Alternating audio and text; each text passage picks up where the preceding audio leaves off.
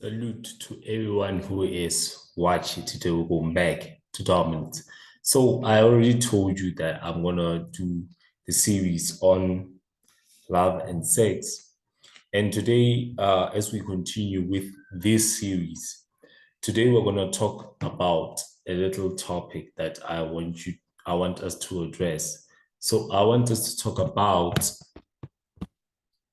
sex and its importance. Because in the introduction video, I did state what is sex. And today I want to go a little bit in detail for us to be able to move forward in our sex and love series. So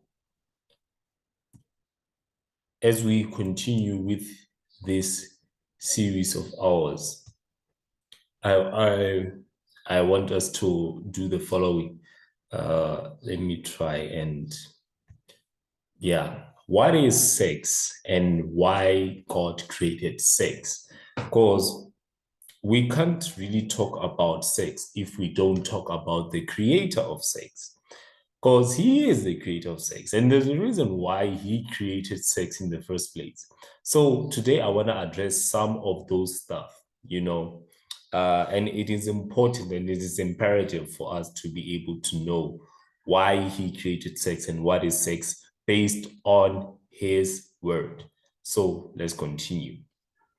So I did the Google search uh, on sex and what sex is, and basically what it says is that when you do intercourse with each other, when a male and a female are intercoursed with each other, basically when a penis enters a vagina, that's just the simplification of the word sex. It's when the penis enters the vagina.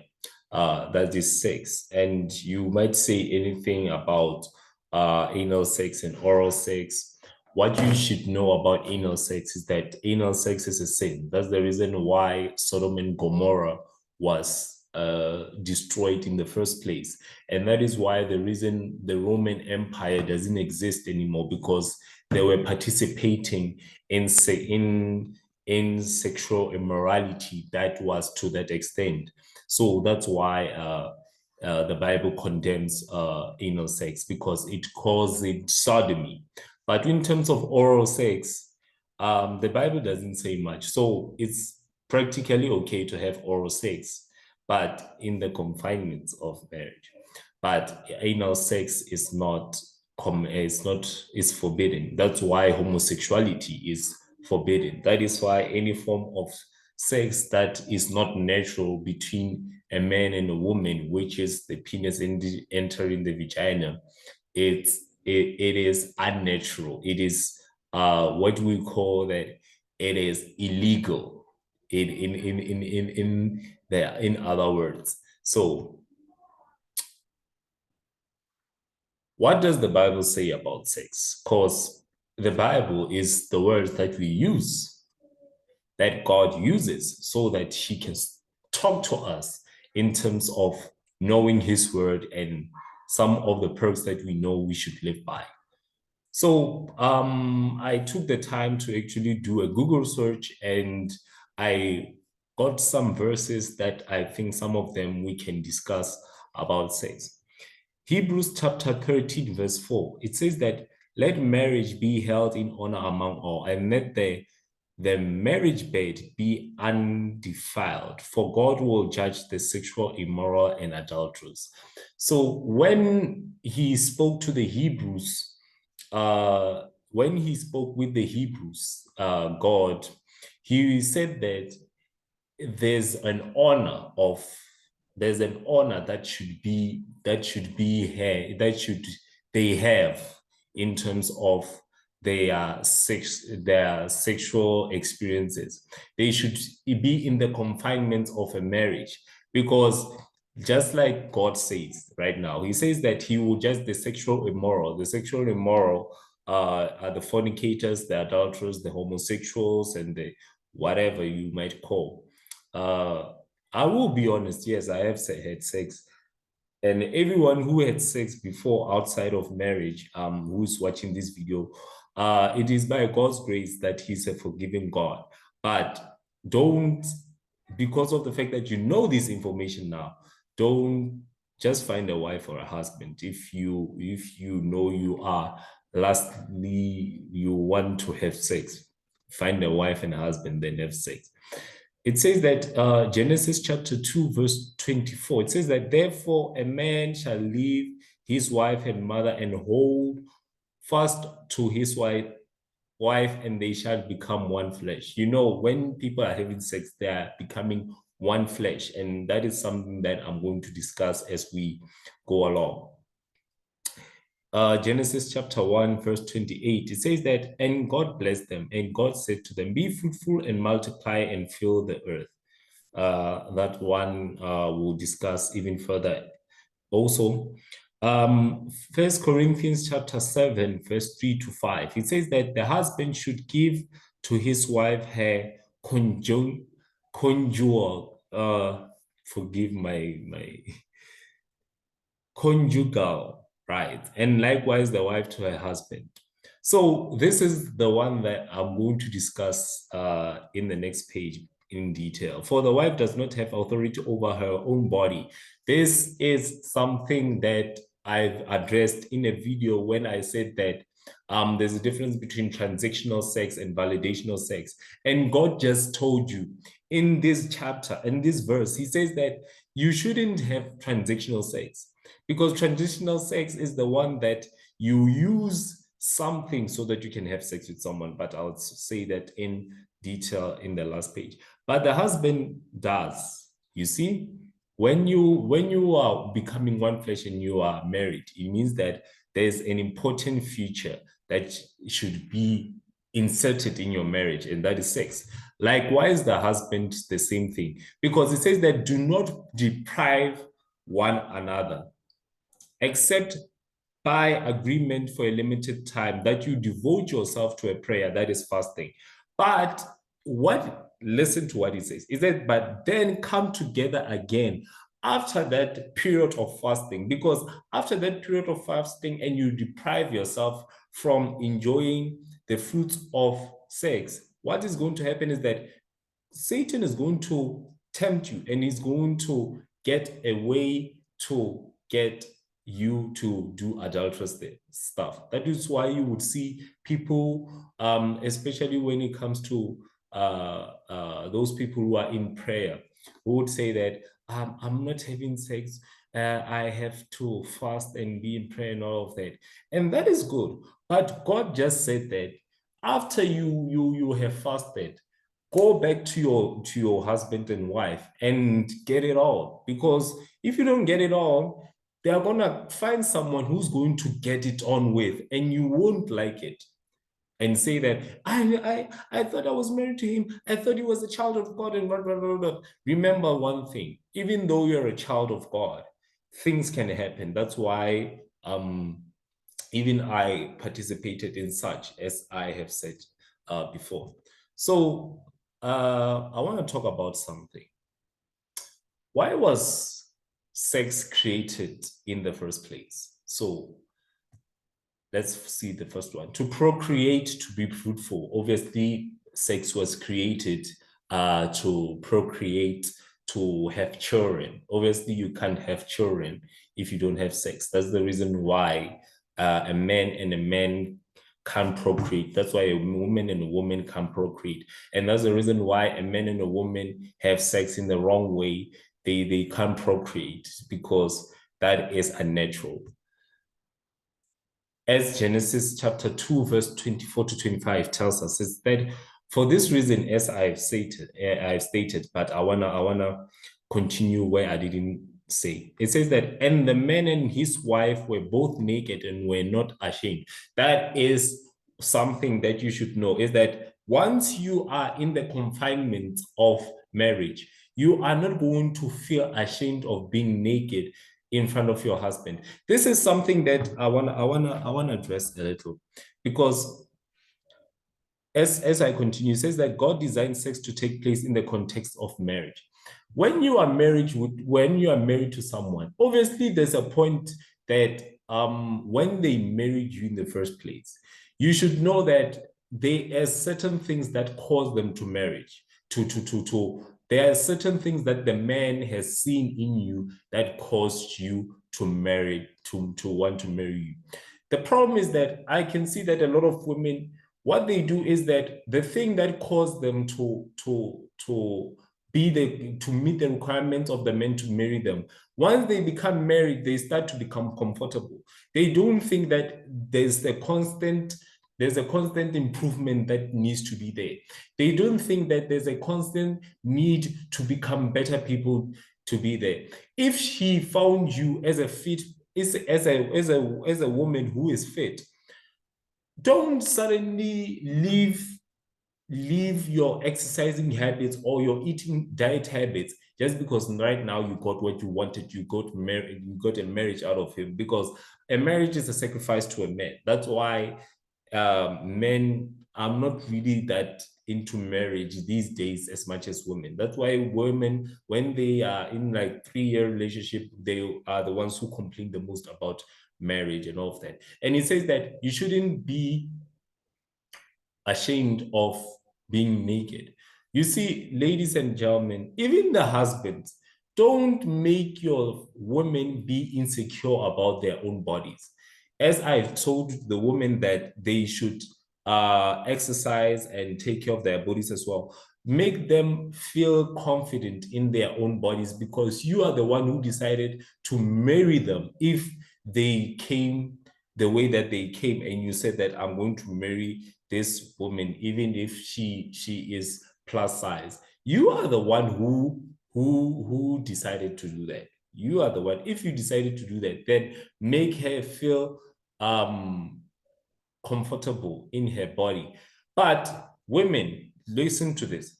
In the context of him making you feel comfortable, it is his eyes only that should see you naked. Take note of that. It is his eyes that should see you naked, meaning that this clothing of yours that show your red spots are not the clothing that you should be showing other people other than your husband.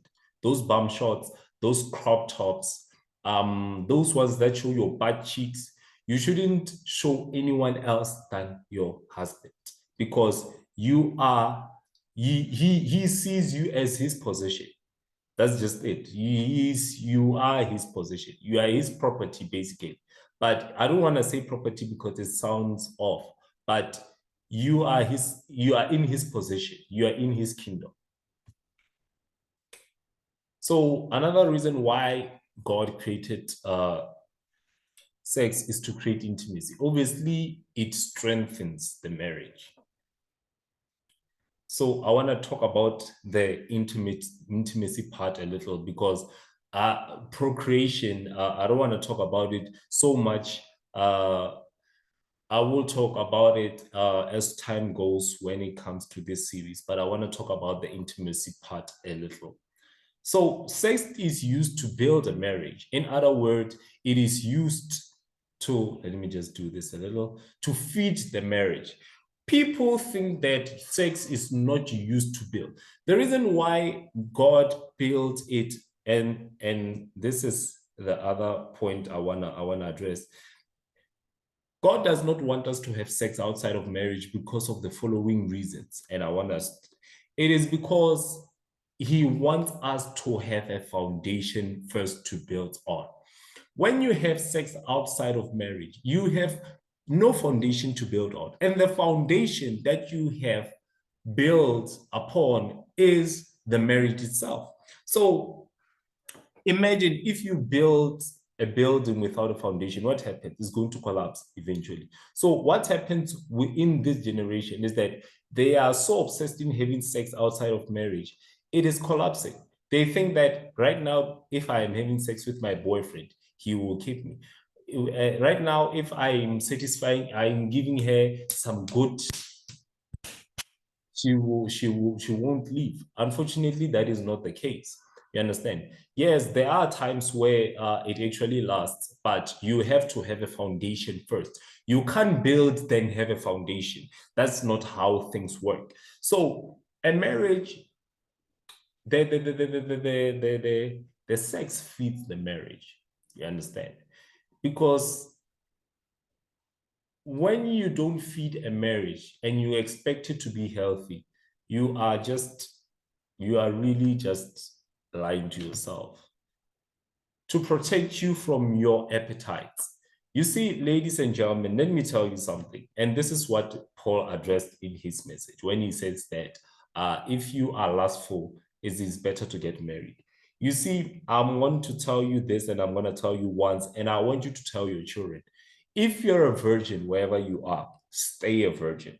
Whether you're a guy, whether you're a man or a woman, stay a virgin. If you're not a virgin, tell your children to become virgins, or not become virgins, to stay virgins until they become married.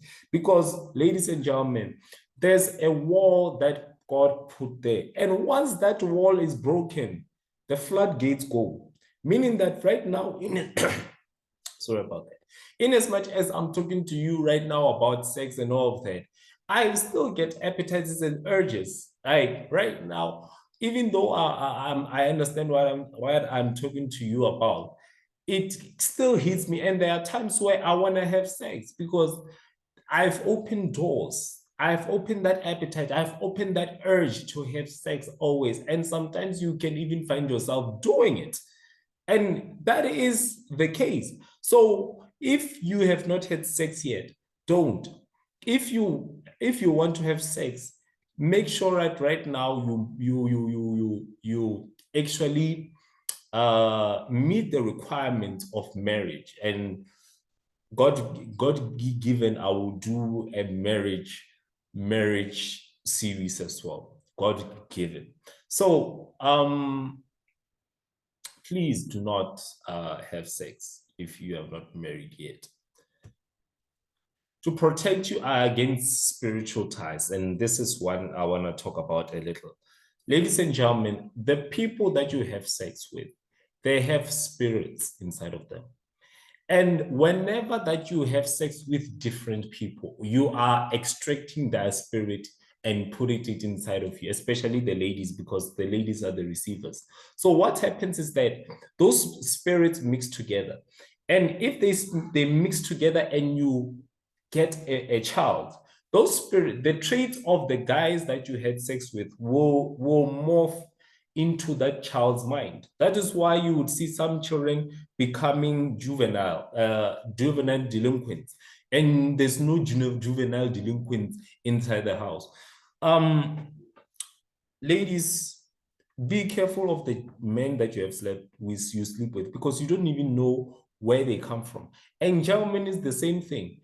If a lady has slept, that's the reason why men don't like women who have slept with a lot of guys, because there's something that we call extracting dirt. You get dirty from her dirt. Ladies, the addition of one more guy inside of your vagina, the more dirty you become. That is why there's such a thing as called spiritual ties. Don't think that you are gonna be safe just because you're wearing a condom or something. The condom doesn't protect you from spiritual ties. That is why you need to have sex in marriage, so that you can have one spiritual tie of a person that you know. And the problem is that people think that spiritual ties are fixed by marriage. People will say that I'm waiting for experience, so that when I get married, that's when the spiritual ties will leave. Let me ask you a question. Why do you think right now ladies are so obsessed with getting a guy who's good in bed?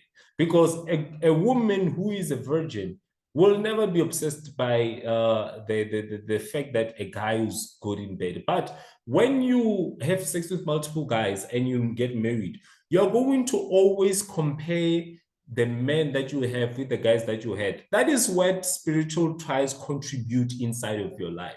And unfortunately, that is the case. Even with us, guys, it's the same thing. It's not only ladies, it's us guys as well. We compare them that what they don't do blowjobs. She doesn't want to do a blowjob. She doesn't want to do this style. She doesn't want to have sex outside of the bed. She doesn't want to do all this freaky stuff. She just wants to do missionary and all of that. That is what happens when you get spiritual ties. You will come to the point. And even the ladies, this is addressed in the Bible as well. I did a video of Ezekiel chapter 16 and Ezekiel chapter 23 that addresses these things. That even women who are obsessed with the size of a guy's penis are spiritual ties. Those are spiritual ties. And unfortunately, those spiritual ties can be broken this way. You fast before marriage and you get married and you have sex with your partner. If you have sex with someone else, those spiritual ties will come back to you even stronger. That's what I'm going to tell you. The marriage first doesn't fix them. You need to fast. And there's plenty of videos on YouTube, especially with Dr. Miles Monroe, my favorite, that talks about fasting. I won't address them in this series or this channel. Maybe in the XYS movement I will address it, but it protects you against spiritual ties. That is why you should have sex with one person in your life. I know that right now the influence of media want to influence you to have sex with multiple people because it looks nice and all that. But let me tell you from personal experience, say having sex with that woman and having sex with that woman, the feeling is the same. The only thing that we project to be different is the way you think about the girl that you have sex with.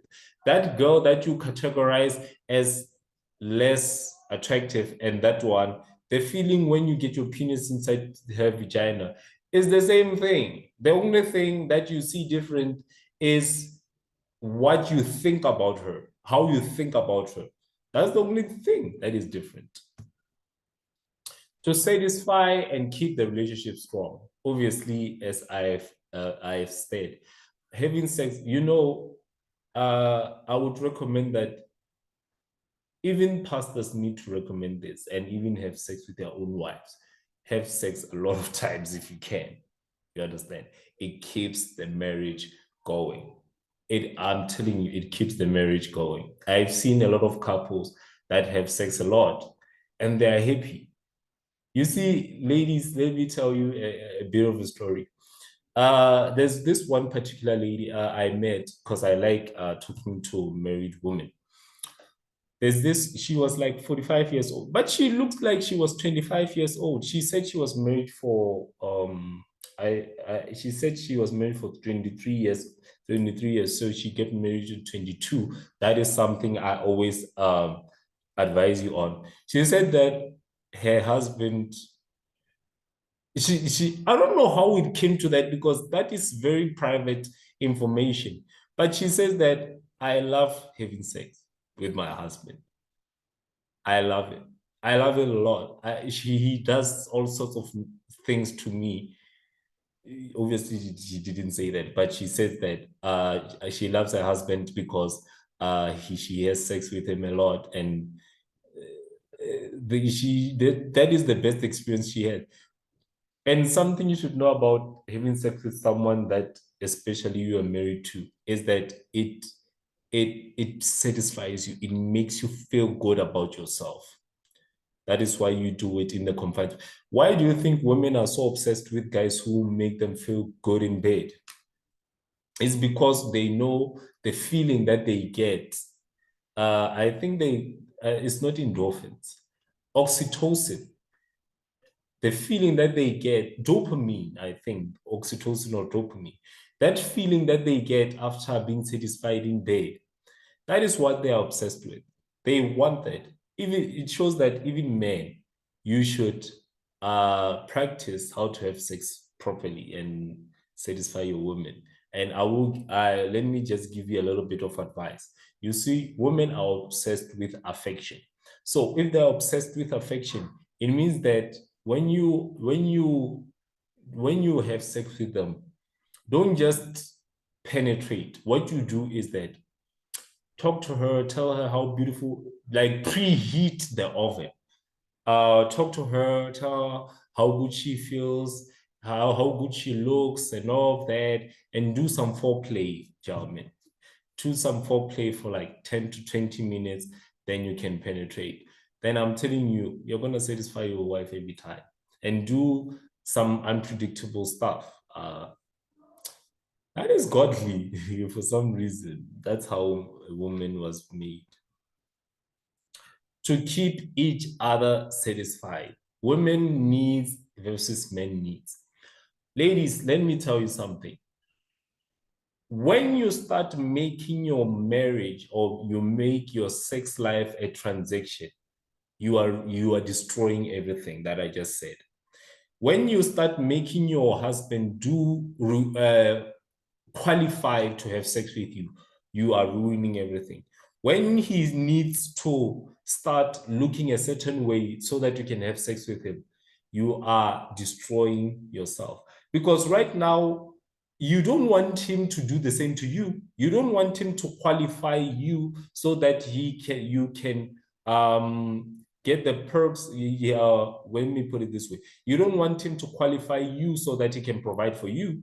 You don't want him to qualify you so that he can protect you. So why should you make him do the dishes first before you have sex with him? Why should he give you money so that you can have sex with him? Why should he do this to have sex with you? He shouldn't do that. And why should you be in the mood? This is another one that I want to address. Why should you be in the mood first? Why should you feel it first so that you can have sex with them? Because right now, as I said in the first statement, I said that it's used to build. It means that it feeds the marriage. Sex is the same as food. Do you say that because right now you're not feeling of to eat? Does your stomach really care about that? It doesn't. You should eat. So it is the same as your marriage. If your marriage is hungry, it constantly needs you to feed it. So you shouldn't have sex with someone just because sex and food are the same appetites. They are the same. Because, like I said, just because you feel like you're not eating, you're going to be hungry. Just because it doesn't matter what you feel. If you are hungry, you're going to have to eat. So it is the same thing with marriage. Do not say that I'm not in the mood. I have a lot of women that I had experience with. When she suddenly said, I'm not in the mood or I'm not feeling it, the next time I did it with her, I didn't like it anymore. I was doing it because what can I say? But it never happened. So ladies, understand something. Men need sex. Men are always ready for sex. And you should make sure that you give it to him. If you want affection from him, have sex with him. Do all sorts of nasty stuff. Don't be a boring woman and say that, like, let's just get it over with. In as much as you want affection from him, you want him to touch you, you want him to kiss you, you want him to tell you how beautiful you are, you need to make the effort yourself. So, as I'm concluding, ladies and gentlemen, I want to conclude by saying that you really need to start thinking about your sex life. Your sex life is important, but don't think that you need to practice outside of marriage so that you can be able to fulfill it in marriage. Just like I said, there's no such thing as homosexual marriage. Marriage only exists between a man and a woman. And I'm not talking about this transgender women or no, a male and a female. That's just it. Give this video a big thumbs up, subscribe and comment below. Tell me what you think about this series because I want to do more videos like this. Always remember /TechXY as soldiers salute you out.